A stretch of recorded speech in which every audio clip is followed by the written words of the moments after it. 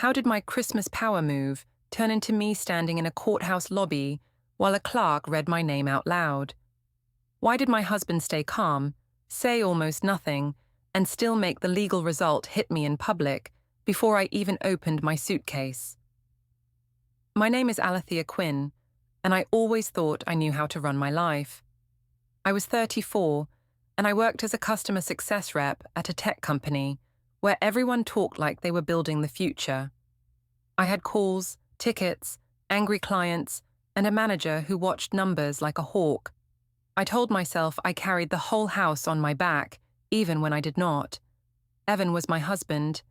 He was 36 and worked in insurance claims. He liked order, he liked clear rules, he liked quiet mornings. He also liked to act like he was the only adult in the room. That is what I told myself, at least. When people asked how we were doing, I said we were fine, and I smiled like it was easy. December came fast. It always did. The streets got bright, the stores got loud, and everyone started pretending they were kind. I was tired of pretending. I wanted a Christmas that felt like mine. I said I deserved that. I still think I was right. At home, Evan started watching me more. Not with cameras or anything dramatic, but with his eyes. He asked why I was late so often. I said the office had year-end problems. He asked why I smiled at my phone. I said it was a funny work chat.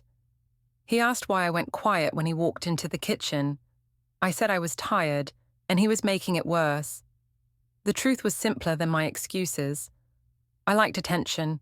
I liked being seen. Evan saw me as a list of chores. He asked about groceries and the kids' school papers. He asked if the dishwasher was running. He asked if we had enough wrapping paper. It felt like he was my manager at home too. At work, Mason Reed made me feel like a person again. He was in sales, and he knew how to look at someone like they mattered. He asked how my day was going. I said it was chaos. He said I looked stressed. I said no one helped me. He said I deserved to be appreciated. I said I wished my husband understood that. I did not call it cheating in my head at first. I called it breathing. I told myself I was not doing anything real if I did not bring it into the house. That was my rule. I also told myself Evan pushed me there. I said he had months to fix things. I said he did not listen. I said he made me feel small.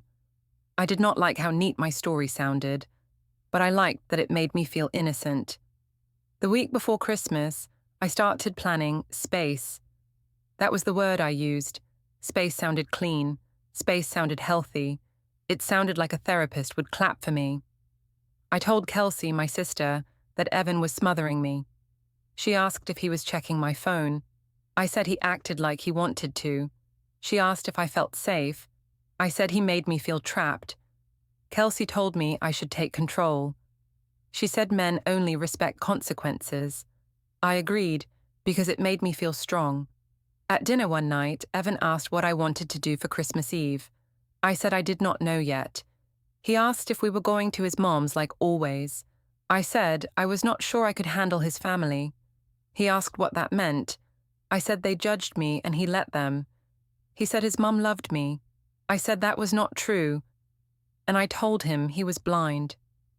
Evan did not yell. That almost made me angrier. He asked why everything had to be a fight. I said it was not a fight unless he made it one. He said the kids were listening. I said he was using the kids to control me. I watched his face change at that. I acted like I did not notice. The next morning, I woke up early to get the kids ready. Noelle needed her sweater and her hair brushed. Wyatt wanted cereal, and then wanted different cereal. Evan moved around the kitchen with slow steps. He did not bump into me. He did not reach for me. It felt like he was making space without me asking. I told myself he was sulking. While I packed lunches, I saw his phone light up on the counter. I was not trying to snoop. I just looked because it was there. A calendar alert popped up that said, "Meeting, personal, 9:20 a.m. There was no other detail. I felt a quick sting in my chest, like he was hiding something too. I told myself it proved he was not as innocent as he acted. I said it made us even, which was not true, but it helped me breathe. That night, I used the kids as a stage. I made hot chocolate and turned on a Christmas movie. I sat close to Evan on the couch, but I did not touch him. I wanted him to reach first. He asked if I was okay. I said I was fine. He asked if we could talk later. I said there was nothing to talk about. I could feel his patience thinning, and it made me feel powerful. 2 days later, I pushed harder. I told him he had been weird all month. He asked what I meant. I said he acted like a sad dog. He asked why I talked to him like that. I said he should stop acting weak. He said he did not want to fight. I said then he should do what I needed. He asked what I needed. I looked at him and made my voice calm. I told him I needed him to disappear for Christmas if he could not act normal. I said it like it was a reasonable plan. I said it like I was saving the holiday. He stared at me for a long moment. Then he nodded once, slow and flat, like he was accepting a work task. I expected him to beg. I expected him to argue. I expected him to ask what he did wrong. He did none of that. He asked where he should go. I said anywhere. He asked about the kids. I said they would be with me, and I said it like I owned them. He looked toward the hallway where their rooms were. He swallowed like something hurt. He said, "Okay." After that, the house felt different. Evan moved quietly. He washed a mug and set it on the other side of the counter, away from mine. He opened a drawer in the hallway desk and closed it with a soft click when he heard me coming. I told myself he was being dramatic. I told myself he wanted to scare me into backing down. Later, I went to bed and stared at my phone in the dark. Mason asked if I was free around Christmas Eve. I said I might be. He asked if I was sure. I said I deserved one holiday that felt good. My thumb shook a little, but I blamed the cold. I fell asleep thinking I had won. I had the power. I had the story. I had everyone ready to believe it, and Evan had nodded like he agreed, which I mistook for surrender. The next day at work, I wore my best sweater and my bright face. I wanted people to look at me and think I was strong. I also wanted them to think Evan was the problem, not me. That part mattered more than I admitted. In the open plan office, Tara asked why my numbers dipped the week before. I said my home life was heavy and I was doing my best. She asked if I needed time off. I said I could not afford to slow down. I said it like I was a hero. I did not say I was late because I stayed in the parking garage too long. Mason sat 2 rows away. He sent a message asking if I was okay. I said I was fine, just tired. He said I looked like I carried too much. I said no one helped me. He said I deserved peace. I said my husband did not understand peace. He only understood control. Writing that felt easy. It scared me how easy it was. At lunch, I took my phone into a small meeting pod and called my sister. Kelsey asked if Evan backed off. I said he acted cold and distant now. She said that meant he was pouting. She said I should not soften. She said men respected a firm line. I told her I already gave him the Christmas rule. She laughed and asked if he cried. I said he did not, and I said it like it was rude of him not to. After the call, I opened our family group chat and typed a vague message about boundaries. I did not name Evan. I did not have to. My mother replied fast and asked if everything was okay. I said I was just protecting my peace. My cousin replied with a sad face emoji. I felt the room tilt in my favor. I liked that feeling. Later, I went to the coffee shop near the office with Marin. Marin asked what was going on at home. I said Evan was acting jealous and insecure. I said he questioned my friends and my job. Marin asked if he ever raised his voice. I said he used quiet to punish me, and I said quiet was worse than yelling. Marin said that sounded abusive in a modern way. I nodded like she made sense. I did not stop her. I let her build my story for me. Marin suggested I post something. She said people needed context before they judged. I said I did not want drama, but I opened my camera anyway. I posted a photo of my coffee with a line about surviving a controlling season. I did not mention Evan, but I knew he would see it. I wanted him to see it. I wanted him to feel watched. When I got back to the office, Tara pulled me aside near the copy room. She asked if everything was okay because she saw my post. I said it was personal and I was handling it. She said work should stay clean. I said I understood. I acted calm. Inside, I felt annoyed that she even noticed. I told myself Tara was like Evan, always managing me. After work, I stayed late to catch up. That was what I told Evan in a text. He asked if I was coming home soon. I said I had client issues. He asked if he should start dinner. I said he should do whatever he wanted. I liked making him guess. It made me feel like the boss. I walked to the parking garage and met Mason near my car. He asked if I was safe at home. I said Evan was not violent, but he was emotional. I said emotional men were unpredictable. Mason said I should not live like that. I said I could handle it. Then I leaned into the comfort anyway, like I had earned it. Mason asked what my plan was for Christmas Eve. I said Evan might leave. Mason asked if I was serious. I said Evan needed consequences.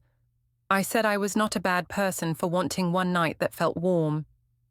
Mason said he liked how brave I was. I wanted to believe him. When I finally drove home, the house lights were on, but the living room was quiet. Evan was at the table with a laptop open.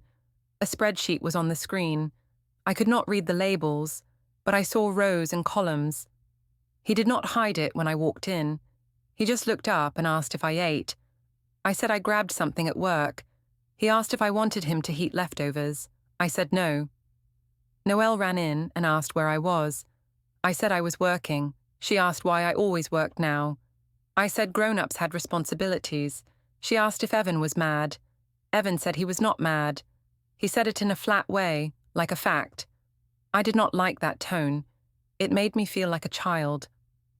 Wyatt showed me a paper snowman from school. He asked if Santa knew our address. I said Santa knew everything.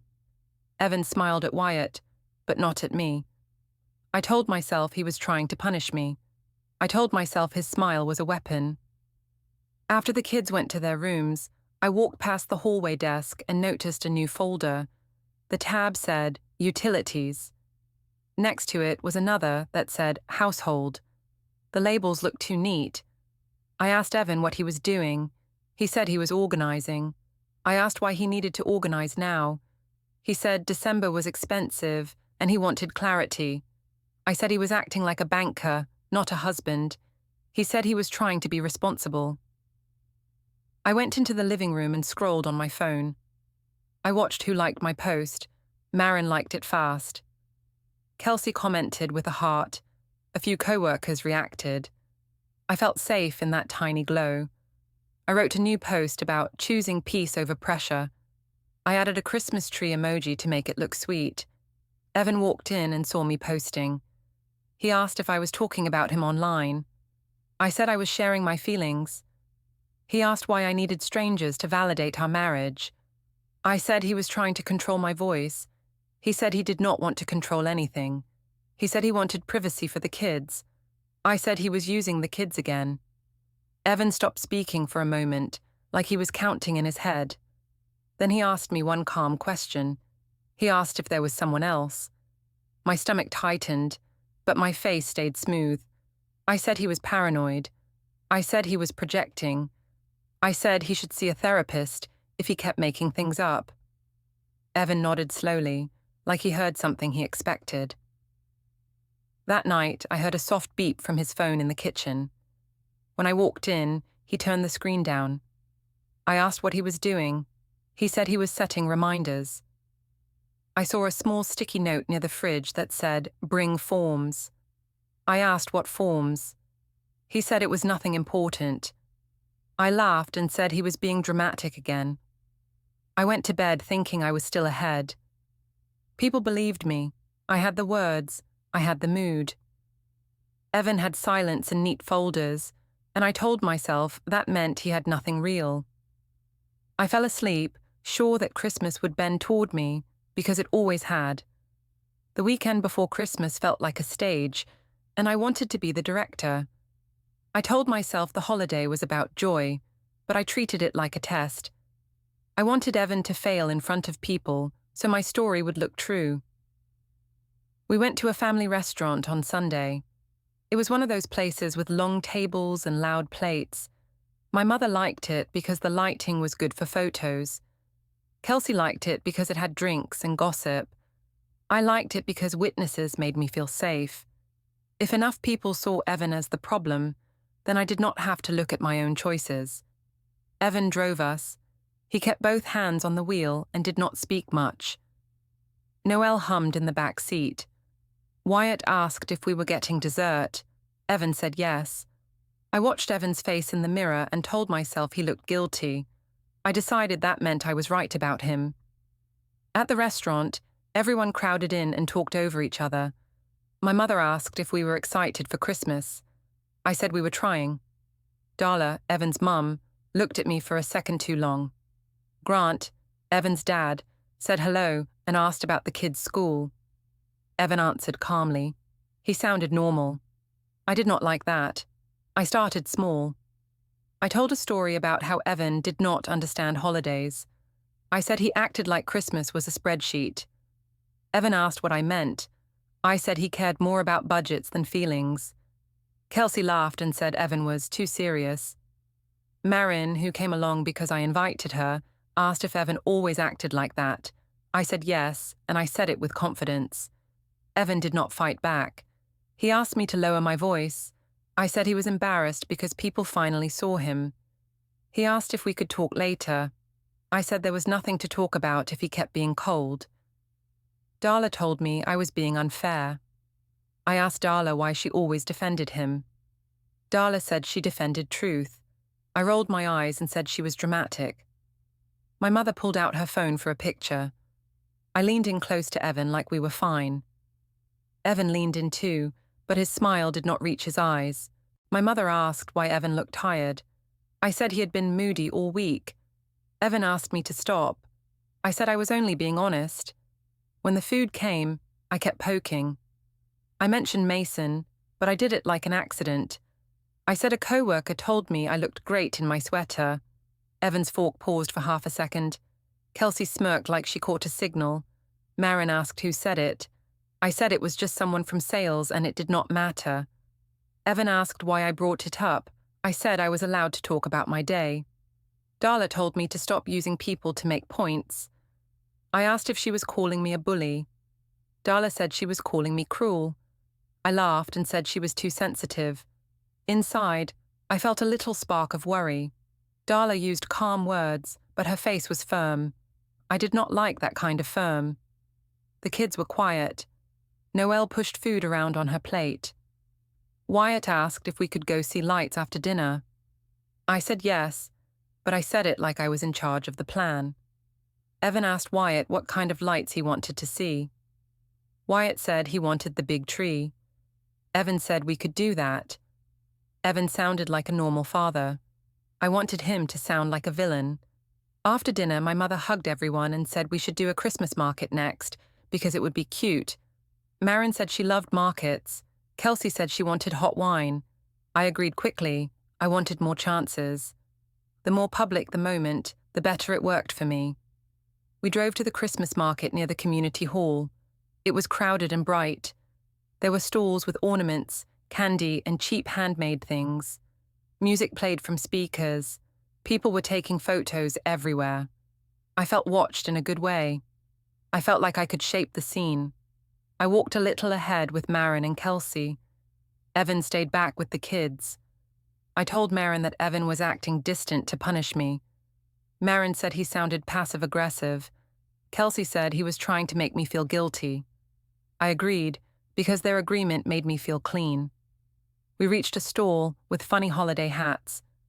Marin tried one on and asked Evan to take a photo of us. Evan said, okay. He took the phone. He stood there with a neutral face. I looked into the camera and smiled big, like I was happy. Then, right after the photo, I turned to Evan and asked why he always looked angry. Evan said he was not angry. I said he was lying. People around us turned their heads. I did not stop. I said Evan ruined every holiday with his sad face. Evan asked me to stop doing this in public. I said he was ashamed because he was being seen.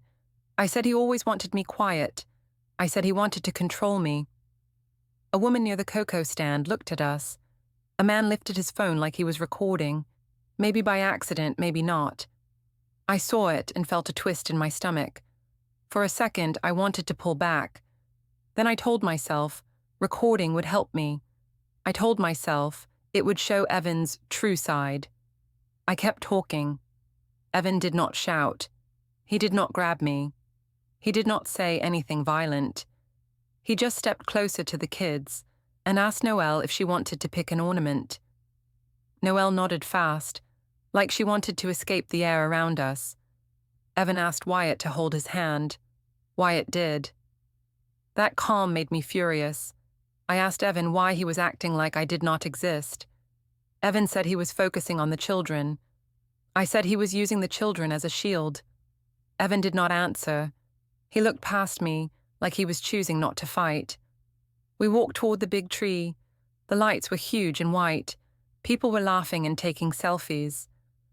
Marin whispered that Evan was playing victim. Kelsey said he wanted to make me look bad. I believed them, because believing them protected me from the other option. When we got home later, I went to the desk in the hallway like I belonged there.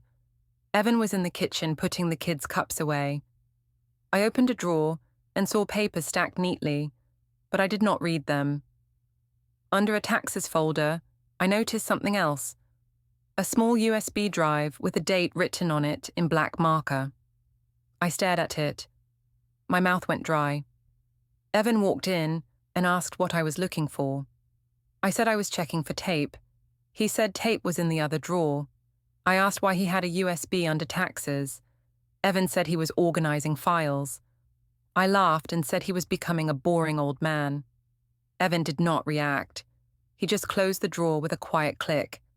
That night, in bed, I told myself the market scene proved Evan was cold and cruel.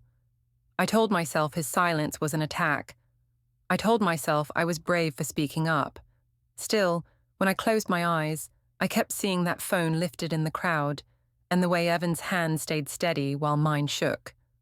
On Monday, the market video started living its own life. Marin sent me a clip and said it looked intense. Kelsey said it made Evan look cold. I watched it 3 times and focused on the parts where I sounded sure. I ignored the parts where strangers turned away like they were uncomfortable. At work, I acted like nothing happened. I smiled in meetings. I closed tickets fast. When Tara asked if I was okay after that post, I said I was handling things privately. She asked if it would affect my hours this week. I said I would not let a marriage problem ruin my performance. I liked how responsible that sounded. Mason messaged me during a slow hour and asked if I wanted to get away from noise before Christmas. I said I needed peace. He said I deserved peace. I told myself it was support, not temptation. I told myself Evan forced me to look elsewhere because Evan never spoke in the language I needed. That afternoon, I planned my own proof. I decided to spend money in a way that said I was free. I told myself it was for the kids. I also wanted Evan to feel it. I wanted him to notice. I wanted him to worry. After work, I stopped at the supermarket. I grabbed fancy cocoa, extra cookies, and a toy Wyatt did not ask for. I picked wrapping paper with gold patterns. I added candles. I added a small bottle of expensive syrup for coffee. At the checkout, the total was high. The cashier asked if I wanted to use points. I said no. I said it like I did not care. My phone buzzed while I packed bags. Evan asked what time I would be home. I said soon. He asked if I was buying gifts. I said yes, because someone had to make Christmas special. He asked if we could talk about the budget. I said he always tried to ruin joy with numbers. He did not argue. He just replied that he wanted clarity. When I arrived home, Evan was in the kitchen making pasta. The kids were at the table coloring. Noelle looked up and asked why I bought more stuff. I said it was Christmas. She asked why Evan looked tired. Evan said he was fine. I told myself she was watching him too closely. Evan noticed the bags. He asked if I kept the receipts. I said I did not know. He asked if I could check anyway. I said he was acting like my father. He said he only needed records. I said he never trusted me. He said trust was not the same as tracking spending. That line made me feel exposed. I snapped back fast. I told him he tracked me emotionally every day. He asked what that meant. I said he watched my mood and punished me when I was happy.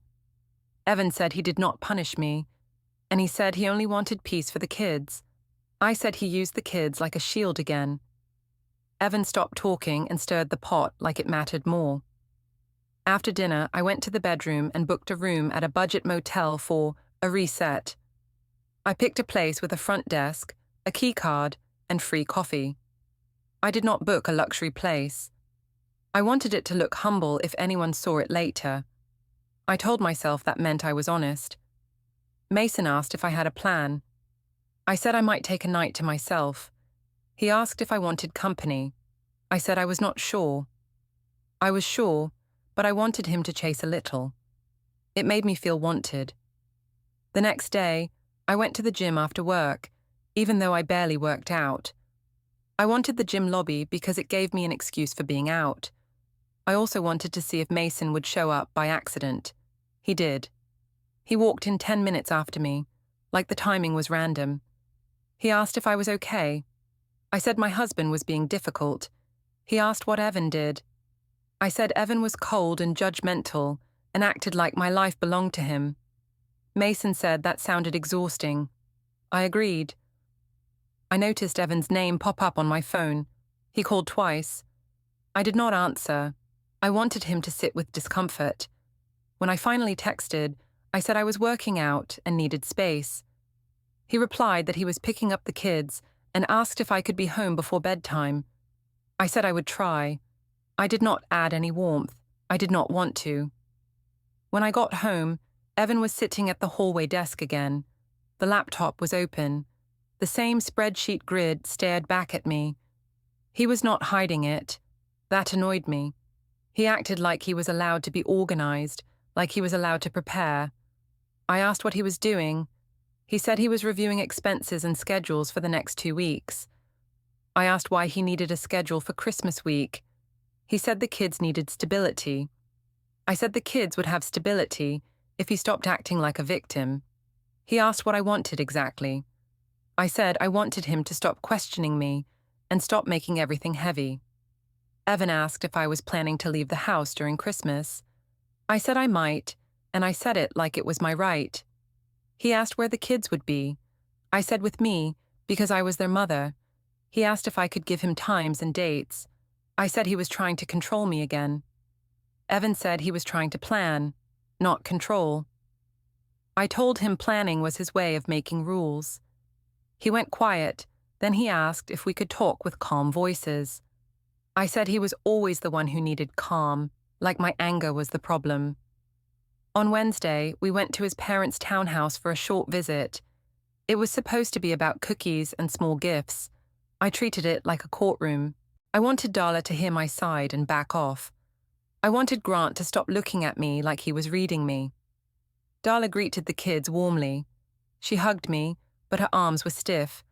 She asked how I was holding up. I said I was doing my best with a husband who did not understand boundaries.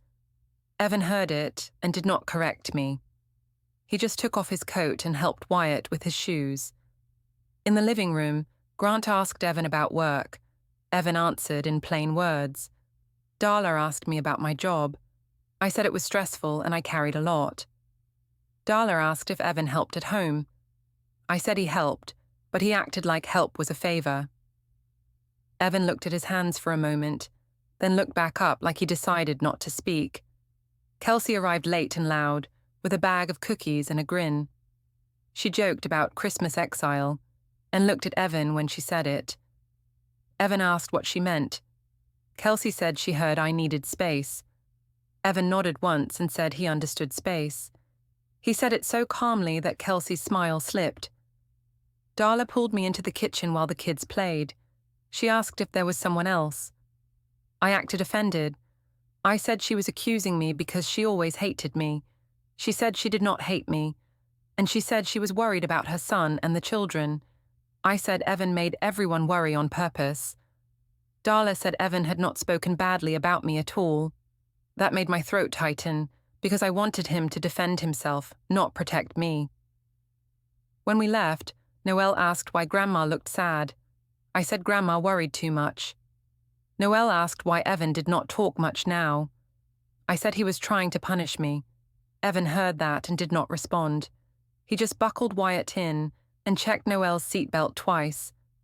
That night, I saw a missed call on Evan's phone from a number with no caller ID. He noticed me looking and turned the screen away. I asked who it was. He said it was nothing important. I said he was hiding things. He said he was handling adult tasks. I told myself that meant he had secrets too. I went to bed feeling tense but proud. I had pushed my line. I had made my case in front of family. Still, the house felt like it had two separate lives inside it now, and I could not tell which one was winning. By Thursday, the air in the house felt thin, like we were all breathing through a straw. Christmas was 2 days away, and I wanted it to bend to my plan. I told myself I was protecting my peace. I also knew I wanted Evan to feel small for once. That morning, I found Evan in the kitchen making the kids' lunches like it was any normal week. He wrote their names on the bags with a black marker.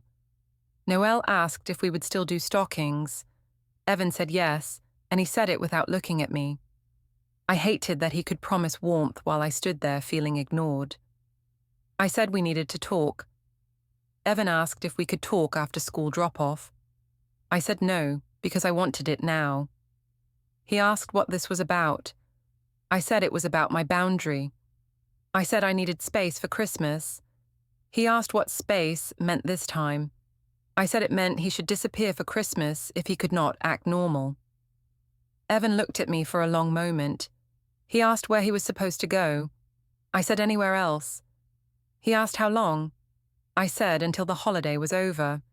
He asked what the kids would do. I said they would stay with me. Evan asked if we could agree on exact times so the children could see both parents. I said he was trying to negotiate like a lawyer. He said he was trying to be a parent.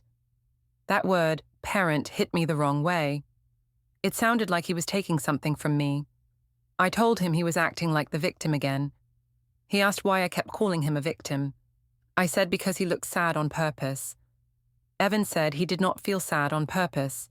He said he felt tired. I told myself his tired voice was a trick. I said he always wanted me to feel guilty, so I would come back to his rules. He asked what rules I meant. I said his rules about money, about family, about how I should talk and where I should go. Evan asked if I was hearing myself. I said he was gaslighting me now, and I watched his face tighten like he wanted to correct me, but chose not to. After drop-off, I drove to work with my hands gripping the steering wheel too hard. Mason messaged and asked if I was okay. I said things were messy. He asked if he should come over Christmas Eve. I said I did not know yet, but I said it in a way that meant yes. He said he missed me. I stared at that line for a second and felt a strange calm, like I had a backup life waiting if my real life got too hard. At the office, I kept checking my phone. Evan did not text me. That bothered me more than anything. I expected him to beg, to ask what he could do, to promise change. Instead, the silence sat there like a wall. When I got home, Evan was in the driveway scraping ice off the windshield. The kids were inside with a cartoon playing. I walked up and said we needed to settle the Christmas plan. He asked what plan I wanted. I said I wanted him gone from the house for the holiday. He asked if I meant he should leave his own home. I said it was my home too, and I said I needed it more. He asked why I needed it more. I said because I did more emotional work. He asked what that meant. I said he would not understand. Evan set the scraper down and looked at me. He asked if I was seeing someone. My stomach jumped, but I kept my voice flat. I said he was making things up again. He asked why he found a hotel search open on the tablet.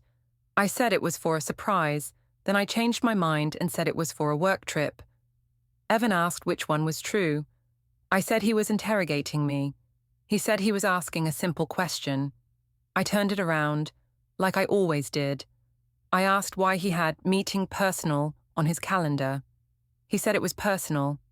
I asked if he was hiding something too. He said he was handling responsibilities. I asked what responsibilities. He said the kind that did not need an audience. That line made me feel shut out, and I hated him for it. Inside, I noticed the hallway desk looked different. The folders were stacked in a clean row. Household, utilities, bank. There was also a plain envelope with no logo, just a sticky note that said, "Bring forms." I picked it up and tried to peek. Evan came in and asked me to put it down. I asked what it was. He said it was paperwork for adult life. I laughed and said he was acting like a saint. He said he did not want to be a saint.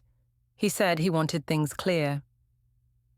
That evening, I drove to the riverside promenade alone. I told Evan I needed air. He asked if I could be back before the kids' bedtime. I said I would try. He asked where I was going. I said he did not get to track me.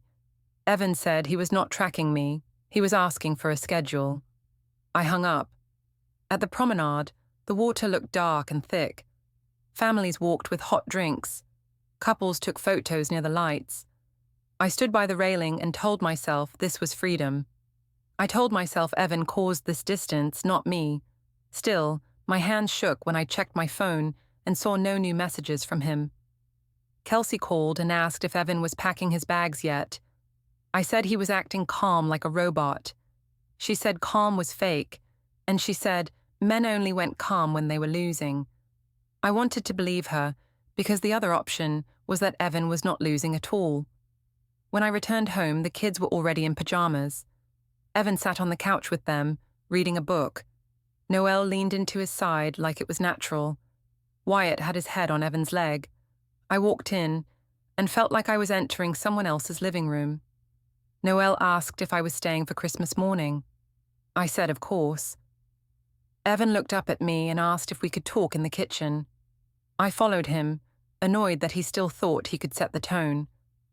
In the kitchen, Evan spoke softly. He asked if I understood what I was doing to the kids. I said he was using them again. Evan said he was not using them, he was protecting them. He asked if I could agree to a simple holiday schedule so the kids would not feel pulled. I said schedules were his control tool. Evan said schedules were stability. Then he said something that made my skin go cold. He said he would not fight me in front of the children, and he said he would not beg. He said if I kept pushing, he would handle it properly. I asked what properly meant.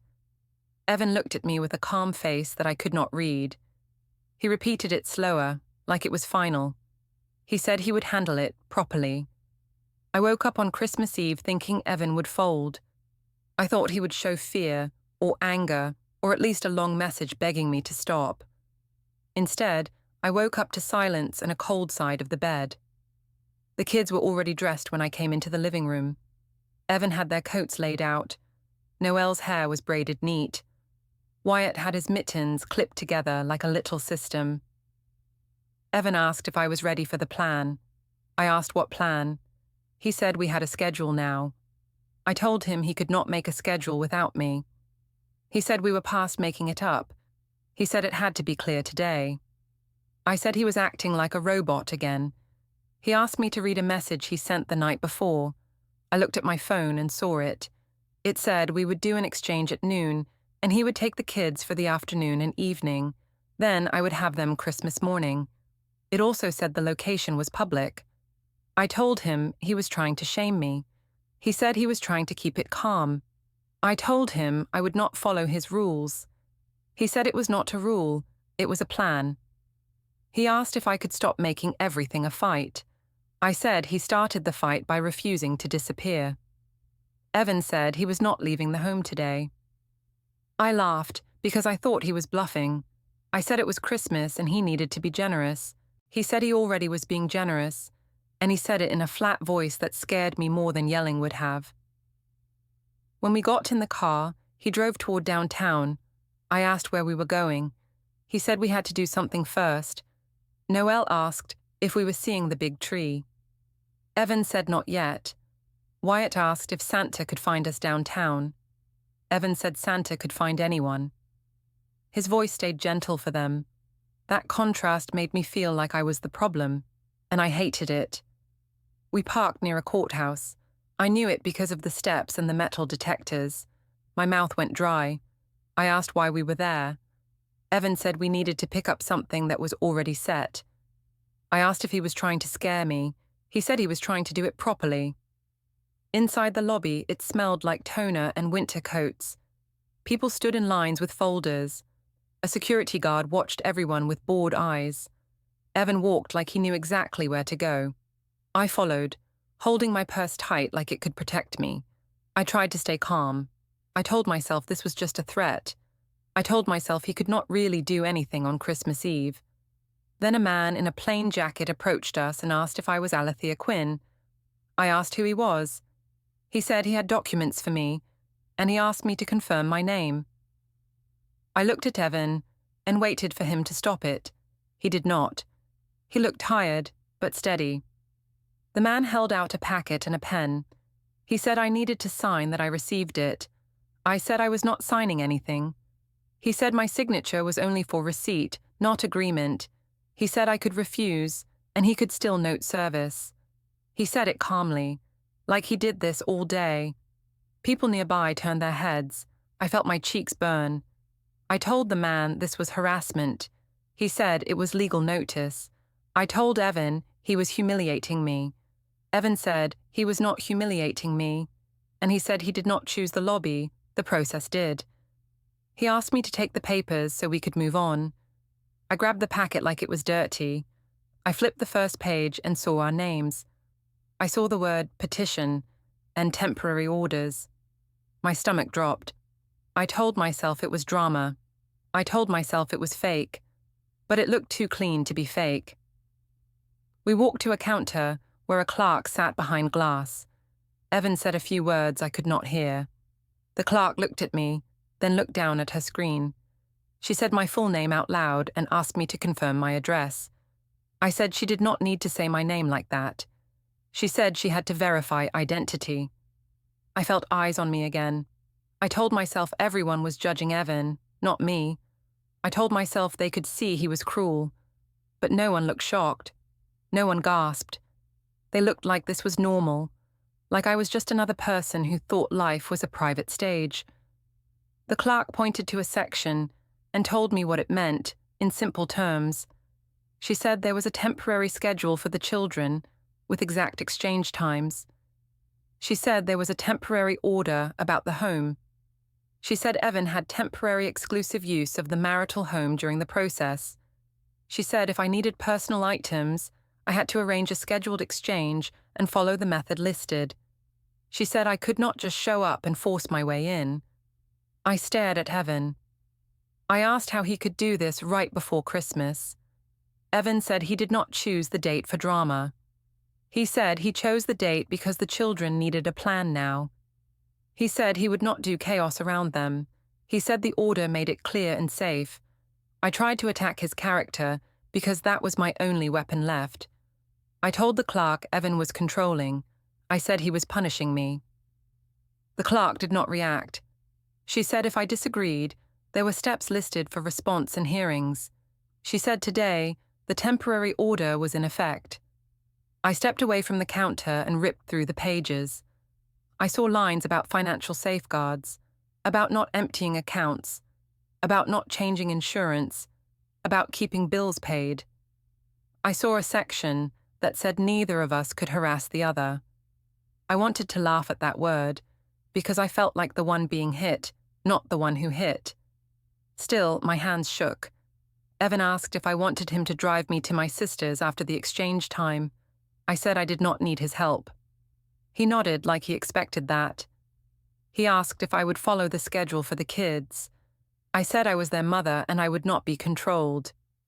He said the schedule was not about controlling me, it was about protecting them. Noelle tugged my sleeve and asked why I looked sick. I told her I was fine. Wyatt asked if we were still opening gifts. Evan told him yes, and he said gifts would happen, just in 2 homes now. Wyatt frowned like he did not understand. Noelle looked at Evan like she was searching his face for truth. We walked out into the cold. The sky was pale and hard. Evan put the kids into the car like he had done 1,000 times. He asked me again if I had a place to go. I said I did. I did not. I stood on the sidewalk with the packet of papers pressed against my chest. My phone buzzed. It was Mason. He asked if I was still free tonight. I looked at his message and felt something inside me go flat. I did not reply. I called my mother. It rang and went to voicemail. I called Kelsey. It rang and rang. I told myself they were busy cooking and wrapping. I told myself they would pick up in a minute. No one did. Evan drove away with the kids, following the time written on the page. The taillights got smaller. The street noise filled the space where my control used to be. I looked down at the top sheet again and read the line that made my throat close. It said the temporary orders were effective today,